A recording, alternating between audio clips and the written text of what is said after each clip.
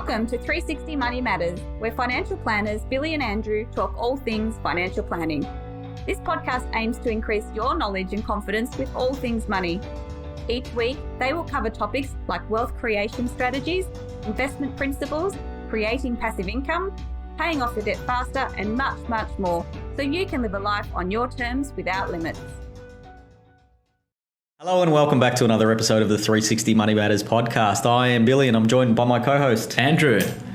Bills, how's everything been? We're back again for another podcast. Andrew, we are back again for another podcast and I've been well. The weather's turned here in Melbourne, although it is going to rain today. I was going to say, the weather's turned for a minute. But we had a really good weekend with the sun shining and stuff like that. So no, I've been well. So all good. What about yourself? All is going very well, Bills. All is going very well. Can't complain at all. And yeah, much the same. Looking forward to summer coming along, and we're already talking about end of the year and Christmas and all of that stuff, which is just flabbergasting to me that we're already at that point in time of the year. But yeah, we're back for another interesting podcast. This one is something that, in our world at least, I guess when people think of financial planning and financial advisors, I think this is probably the most relevant thing that people think about when they think about us in our profession. And essentially what we're talking about is retirement planning, and specifically retirement income, some of the intricacies and some of the things that you should consider, but in particular, how much money do people need? And I guess the earlier you start this conversation, like anything, the earlier you start planning for it, the better off the results. Yeah. But essentially that's what we're going to jump into today, and talk through a whole heap of stuff that we have conversations with clients about retirement planning and retirement income. Yeah, absolutely. So what we're talking about is, how much money do I need in retirement? How much money do I need, Bills? Well, as much as you can get. Yeah. I think let's just put that out there. That's an ambiguous answer. Well, that's the thing, right? It's different for everybody. Yeah. So let's just put that out there. But before we even get to that answer, and we'll talk some numbers and stuff lately, but a recent Treasury report came out, and I found this just mind-blowing and really fascinating. It's such a huge area of concern with retirees that the Treasury report that came out recently said that retirees who were passing away with up to 90% of their retirement assets intact. Wow. So what that means to me is, I think that people are scared to run out of money and are being really conservative with their income drawdown requirements. Either that, or they've got a bucket load of money and the 10% that they have used to live their lifestyle is enough to live the lifestyle that they want. These guys are putting us out of a job. I'm not there yet, but I must say, I'd like to think that in my retirement years, where I've got all of this financial capacity and almost 100% of my time, I'm living it up and I'm just balling it as much as I want to, right? So it means that I'd be blowing the money as fast as, well, I earned it, I guess. But yeah, look, I think Sorry, Andre and Scarlett. What do they say? Spend the kids' inheritance, right? But it's just a startling statistic, and it's an area that a lot of people, I think, what it highlights is an area that a lot of people are concerned about and probably don't understand well enough, because we're being too conservative around that. Yeah. And look, I guess one of the possible explanations for that is, if you think about people that are passing away, you expect that they're, obviously going to be older, or the vast majority of them will be. And so a fairly large portion of that generation is going to have their family home, and is also going to be receiving age pension entitlements. And so a lot of these people are passing away with, having survived off age pension entitlements, not downsized or not liquidated the family home, and are passing away with, the family home still intact, which is for most people the largest asset. Yep. But I think that, as you go through generations and as you go through, time, age pension is going to form a lower and lower percentage of people's mechanism for funding retirement. And so what you effectively need to do, and what you need to ensure that you have, is have enough money in order to be able to not rely on that, And that can form part of, your strategy, or that can form part of, what you need from a retirement income perspective. But it is a fairly modest amount of money, especially, in today's environment and, the rate of inflation and all of that stuff that's happening. Relying on that as a sole source of income, even if you're using the ASFA, retirement income, it's a very, very conservative amount.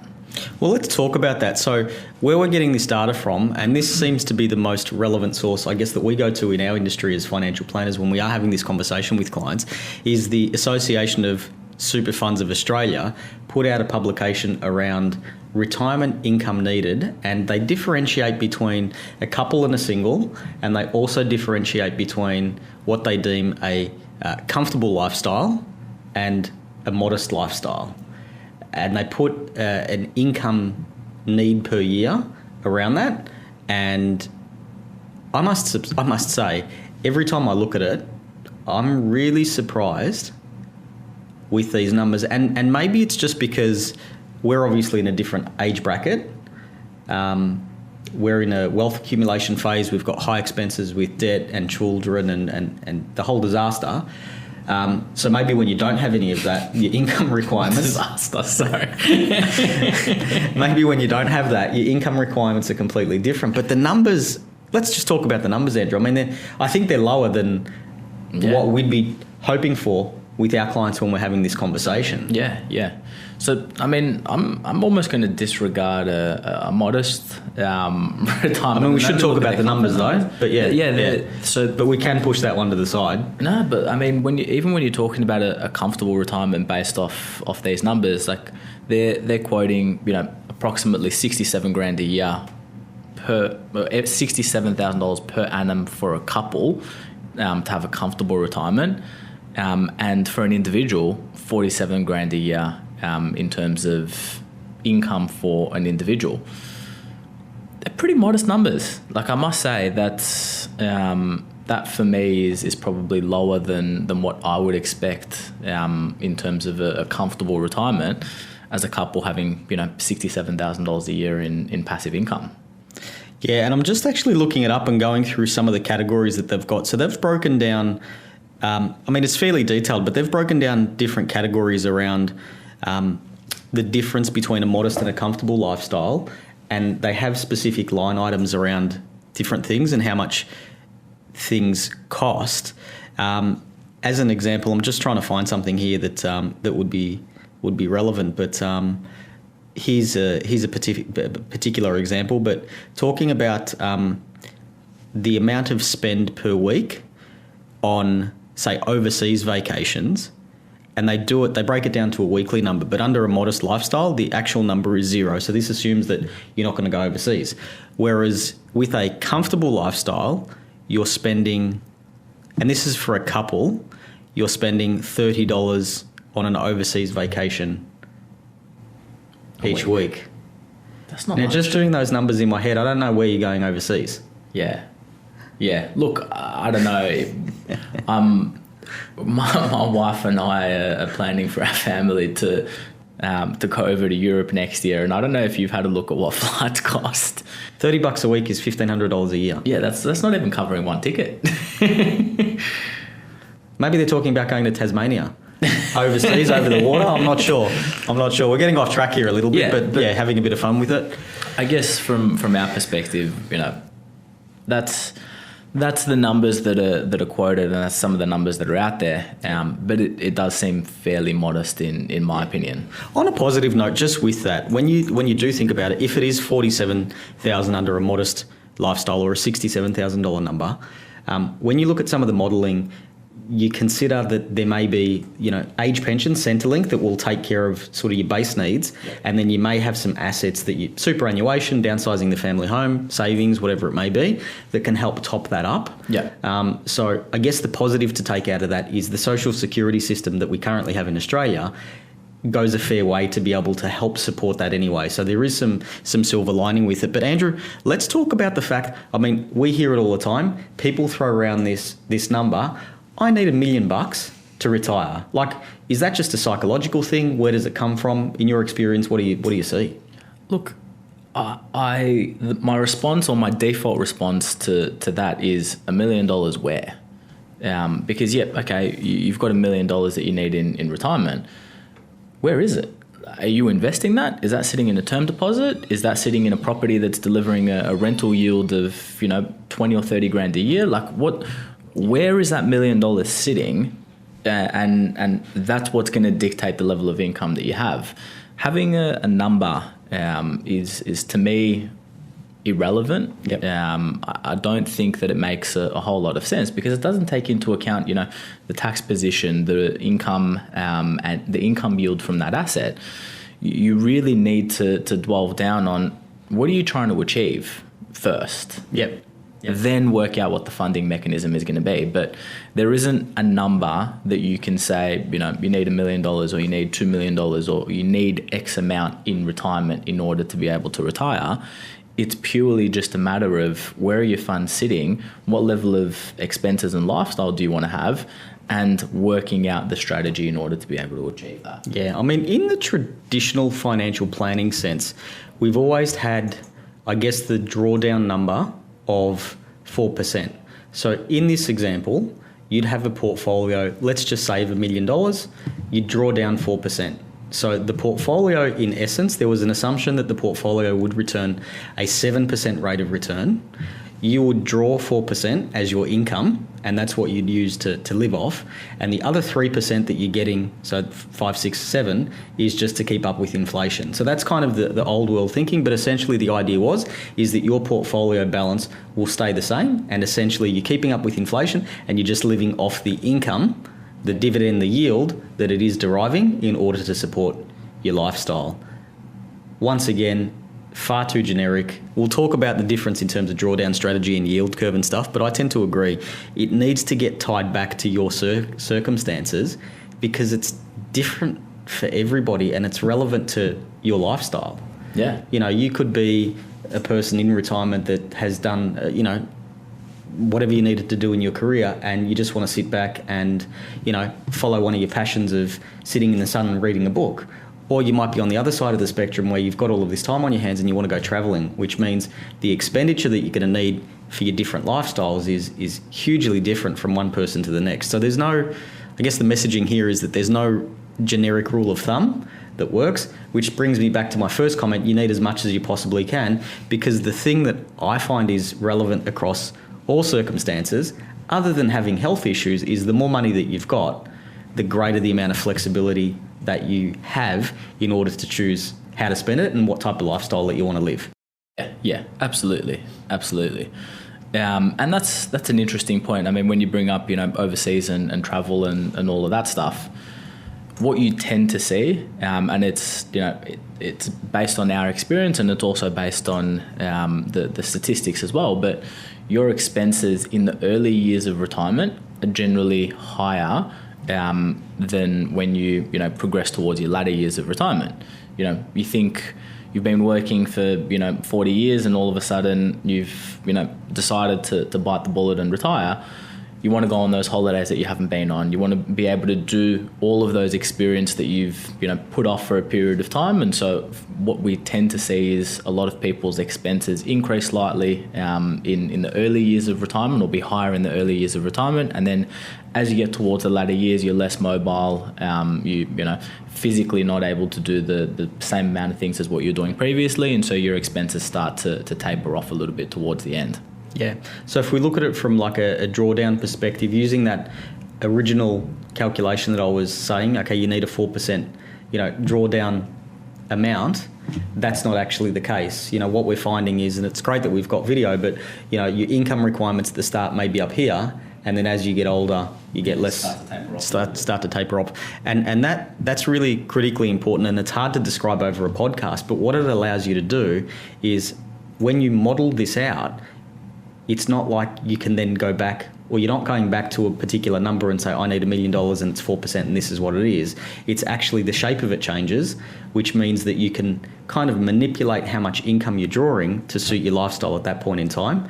And what it does tend to mean, I think, is really a trade-off at times depending on how much money you're talking about. But it could mean the first 15 or 20 years of your retirement, you've got really solid, strong income where you're you don't have to worry about money, you're living the lifestyle that you want.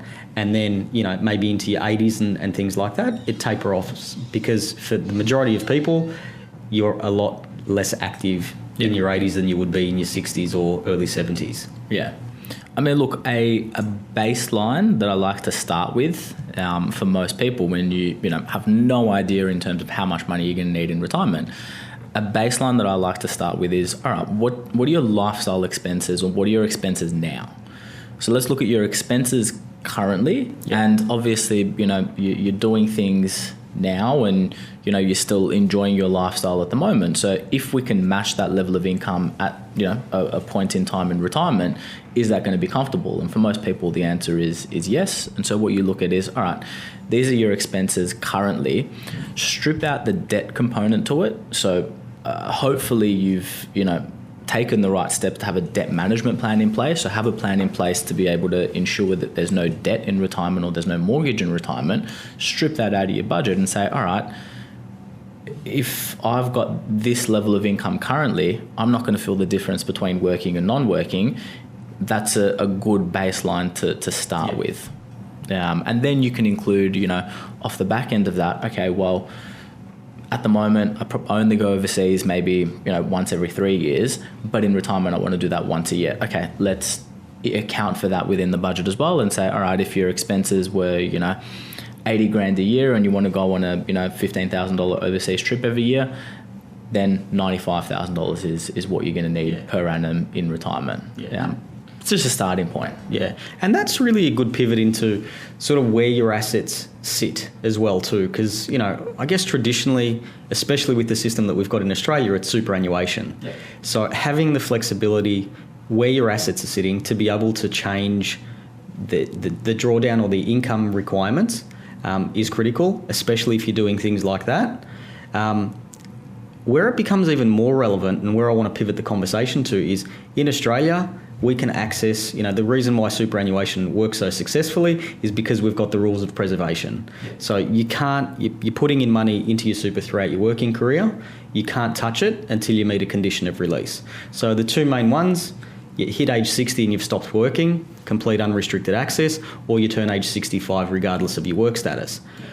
In this example, what if you wanted to retire at 55? And super is your main asset? What are you going to do for the 5 years in between retiring and then accessing your lump sum? I mean, do you just sit on the sidelines for 5 years, live like a pauper and away you go? I mean, we plan for this all the time. Andrew, what do we do? So that's I think the most important thing in any financial plan is the first thing that you need to do is understand what you're aiming for. If you don't know what you're aiming for, then really there's not a whole lot that you can be doing in terms of making the right steps and the correct approach towards what you're trying to achieve. So in Billy's example, superannuation in retirement is an asset class that most people utilize and is a fantastic asset class. It's fantastic in the fact that there's no, assuming that you're in pension phase, you're in a 0% tax environment, your drawdowns are taxed at 0%. So irrespective of, provided that you're under the transfer balance cap, you've got the ability to house assets in a really tax effective environment. You've got flexibility around, your drawdowns and your pension amount. You can, make it 4%, 5%, 7%, increase it, decrease it, do whatever you want. But the limitation with it is you can't access it until you meet a preservation age. And so if your goal is to retire at the age of 55, well then, fantastic. You want to account for superannuation, but you want to account for superannuation post 60, and between 55 and 60 have the assets in play to cover that period of time. And maybe that's a strategy of, between 55 and 60, my assets are going to be up here, and I'm going to draw down on those assets. And I know that by the time I turn 60, those assets are going to diminish to close to zero. But then superannuation's going to kick in, and that's going to cover me for, the rest of time. Making sure that you've got the right idea on where you're heading and then plan for it is the only right way to go about it. Because having a rule of, I need $1 million in super is not going to cut it, because it doesn't meet what you're trying to achieve. You're trying to achieve early, and superannuation doesn't have the ability to access early. Which that is exactly the conversation that we have with people that are talking about retiring early. That's exactly it. Okay, what's the age? What are we aiming for? We convert that back to a capital requirement and say we need to hit a target of X. That will cover you for a period, in this instance, of 5 years, at which time we'll access superannuation. We make an estimation that it's going to be worth this, reverse engineer it, what type of income are you going to require over the years, and go from there. So that's a really quick, simplistic explanation of what we go through when we're talking to people. Absolutely critical. On that point about the changing yield curve around, or the drawdown curve, I should say, around needing more income in the earlier part of your retirement, I think one of the relevant things, especially in Australia, is around property. Because with superannuation assets, and we'll exclude property for a sec, the liquidity around those, we can change and pivot in terms of flexibility what we're doing. And I'll explain this in a sec, but if you've got a share that's providing, or a bunch of shares that's providing you income of this much per year, and it's not enough, you've got the ability, if you want, to sell a parcel of shares. You can snap off a small amount and say, I need to top up my income by this much, I'm going to sell a small parcel of shares. When it comes to property, the rent that you're getting in, minus all of the expenses, is set. If that's not enough to cover you, or if you have a spike in income requirements, or even expenses for that particular year, you can't sell the driveway. You can't sell the second bedroom or the third bedroom. You can't sell the backyard. I mean, you can sell the backyard. That's probably a bad example. But you get what I'm saying. The asset is a lot less flexible when it comes to that. Yeah, exactly right. And that's why it's important to really not only know, what you're aiming towards, because that's the starting point, but what's the strategy to help me get there? You might have a property that meets the number, from a numbers perspective. We need, $1 million in whatever, in assets in order to be able to fund retirement. But if that $1 million asset is only providing you an income of, 20 grand a year, and you need an income of 50 grand a year, it's not sufficient. It's not the right asset class for you. It's not the right, funding mechanism to meet that lifestyle goal.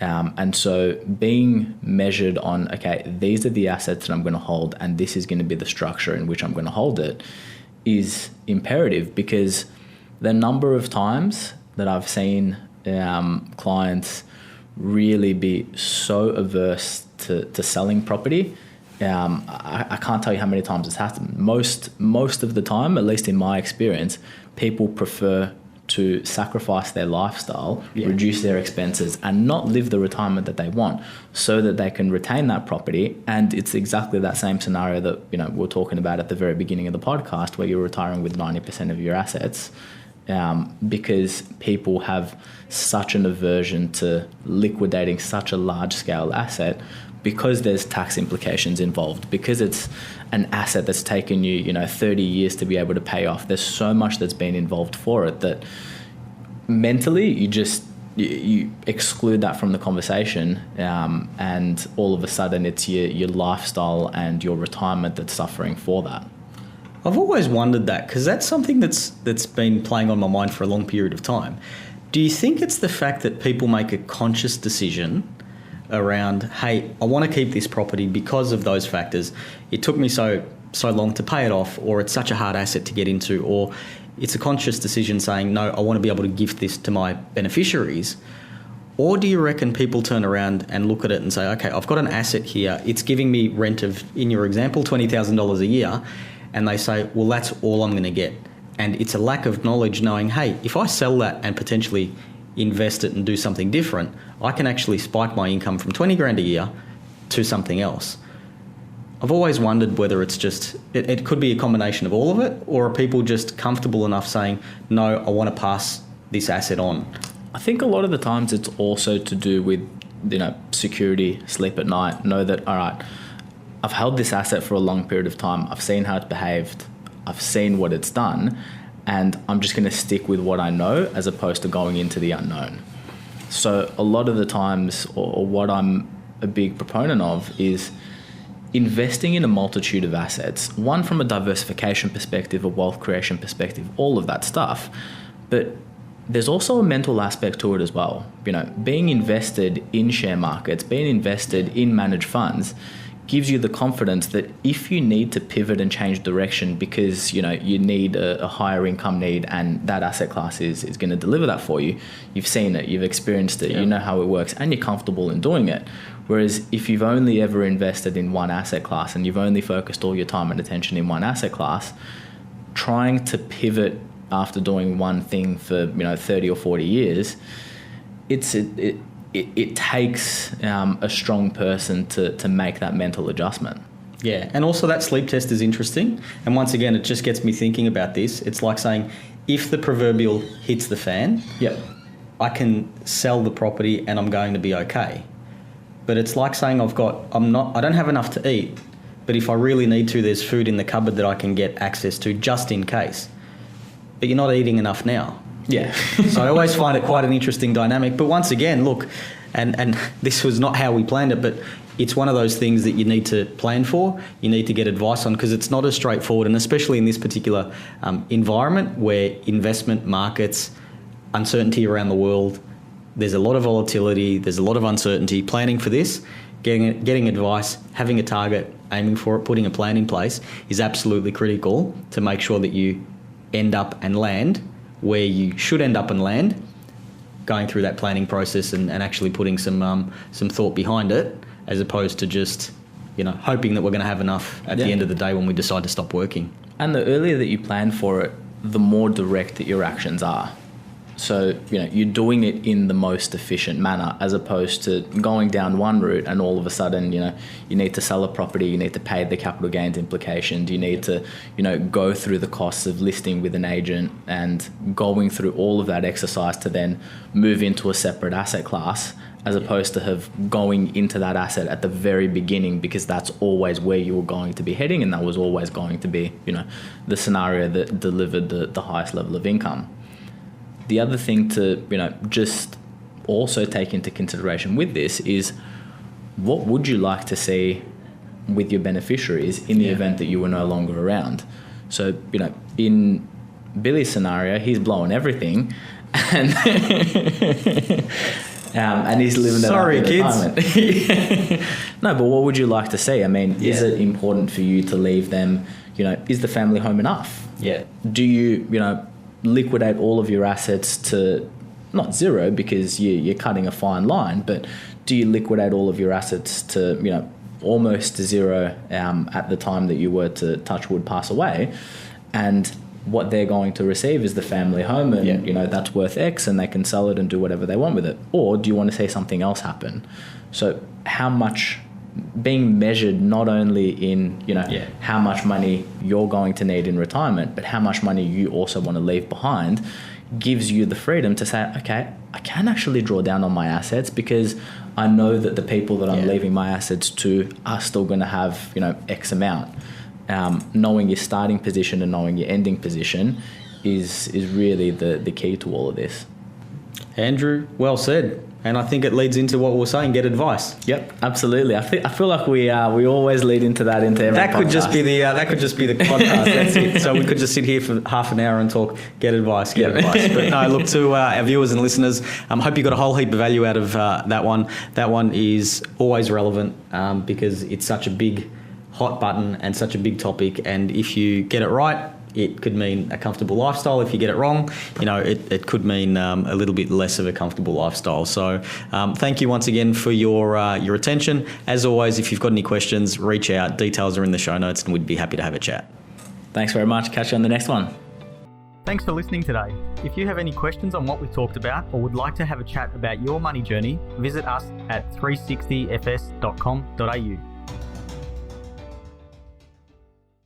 Just a reminder to our listeners that the information contained in this podcast is general in nature and it is not intended as personal recommendations for the audience. Please consider whether the information suits your circumstances before acting on it. This information is provided by Billy Amaritis and Andrew Nicolaou of 360 Financial Strategists Proprietary Limited, authorised representatives and credit representatives of AMP Financial Planning.